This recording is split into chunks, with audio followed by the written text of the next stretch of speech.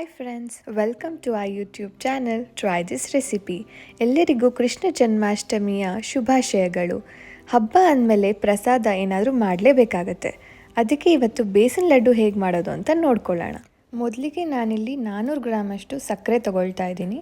ಅದನ್ನೊಂದು ಮಿಕ್ಸಿ ಜಾರ್ಗೆ ಹಾಕಿ ಸಕ್ಕರೆನ ಪುಡಿ ಮಾಡ್ಕೊಳ್ತಾ ಇದ್ದೀನಿ. ಈಗ ಒಂದು ಕಡಾಯಿನ ನಾನು ಗ್ಯಾಸ್ ಸ್ಟವ್ ಮೇಲೆ ಕಾಯೋದಕ್ಕೆ ಇಟ್ಟಿದ್ದೀನಿ. ಕಡಾಯಿ ಕಾದ ನಂತರ ನಾನು ತುಪ್ಪ ಹಾಕ್ತಾಯಿದ್ದೀನಿ. 200 ಗ್ರಾಮಷ್ಟು ತುಪ್ಪನ ತೊಗೊಂಡಿದ್ದೀನಿ ನಾನು. ನೀವು ಇನ್ನೂ ಕಮ್ಮಿ ಬೇಕಂದರೂ ಕೂಡ ಸ್ವಲ್ಪ ಕಮ್ಮಿ ತುಪ್ಪನ ಹಾಕ್ಕೊಳ್ಬಹುದು. ಈಗ ತುಪ್ಪ ಕಾದಿದೆ. ಕಾದ ನಂತರ 300 ಗ್ರಾಮಷ್ಟು ಕಡಲೆ ಹಿಟ್ಟನ್ನು ಹಾಕ್ಕೊಳ್ತಾ ಇದ್ದೀನಿ.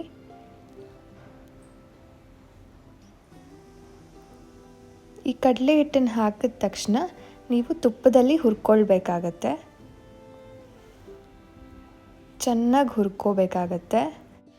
ನೋಡಿ, ಸಣ್ಣ ಫ್ಲೇಮಲ್ಲೇ ನೀವು ಕಡಲೆ ಹಿಟ್ಟನ್ನು ಹುರ್ಕೊಳ್ಬೇಕಾಗತ್ತೆ. ಯಾವುದೇ ಕಾರಣಕ್ಕೂ ಫ್ಲೇಮ್ನ ಜಾಸ್ತಿ ಮಾಡ್ಕೊಳ್ಬೇಡಿ, ಇಲ್ಲಾಂದರೆ ಕಡಲೆ ಹಿಟ್ಟು ಸೀದು ಹೋಗುತ್ತೆ.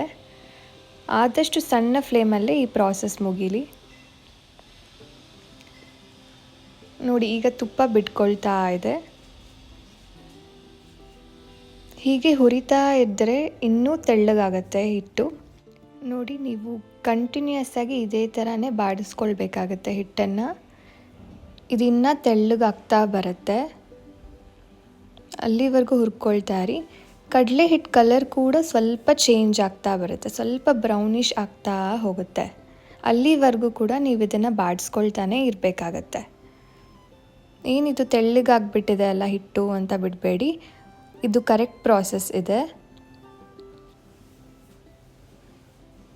ನೋಡಿ, ಹುರಿತಾ ಈ ರೀತಿಯಾಗಿ ಕನ್ಸಿಸ್ಟೆನ್ಸಿ ಬರುತ್ತೆ ಹಿಟ್ಟಿಂದು.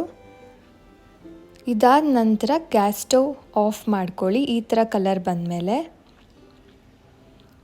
ಕಂಪ್ಲೀಟಾಗಿ ತಣ್ಣಗಾಗಬೇಕು. ಇದು ಒಂದು ಸ್ವಲ್ಪ ಕೂಡ ಬಿಸಿ ಇರಬಾರ್ದು. ಈಗ ಕಂಪ್ಲೀಟಾಗಿ ಆರಿದ ನಂತರ ತುಪ್ಪದಲ್ಲಿ ಹುರಿದಿರೋ ಅಂಥ ಗೋಡಂಬಿ ದ್ರಾಕ್ಷಿನ ಆ್ಯಡ್ ಮಾಡ್ತಾಯಿದ್ದೀನಿ.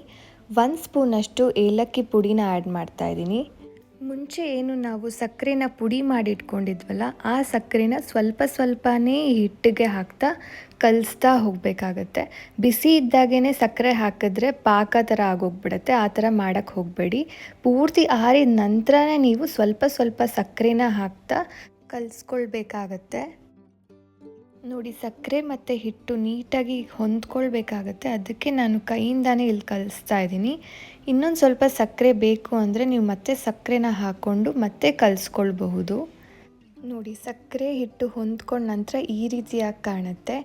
ಈಗ ನೀವು ಸಣ್ಣ ಸಣ್ಣ ಲಡ್ಡುಗಳನ್ನಾಗಿ ಮಾಡ್ಕೊಳ್ಬಹುದು.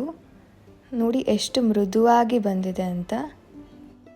ಇದೇ ರೀತಿ ಮತ್ತೆ ಲಡ್ಡುಗಳನ್ನ ಕಟ್ಟಿ ಇಟ್ಕೊಳ್ತಾ ಇದ್ದೀನಿ ನಾನು. ನೋಡಿದ್ರಲ್ಲ ಫ್ರೆಂಡ್ಸ್, ಮನೆಯಲ್ಲೇ ಹೇಗೆ ಸುಲಭವಾಗಿ ರುಚಿಯಾದ ಬೇಸನ್ ಲಡ್ಡುನ ಮಾಡ್ಕೋಬೋದು ಅಂತ. ಈ ವಿಡಿಯೋ ನಿಮ್ಗೆ ಇಷ್ಟ ಆಗಿದ್ದಲ್ಲಿ ಲೈಕ್ ಮಾಡಿ, ಶೇರ್ ಮಾಡಿ, ಕಮೆಂಟ್ ಮಾಡಿ, ಹಾಗೆ ಸಬ್ಸ್ಕ್ರೈಬ್ ಮಾಡೋದನ್ನ ಮರಿಬೇಡಿ. Thank you for watching.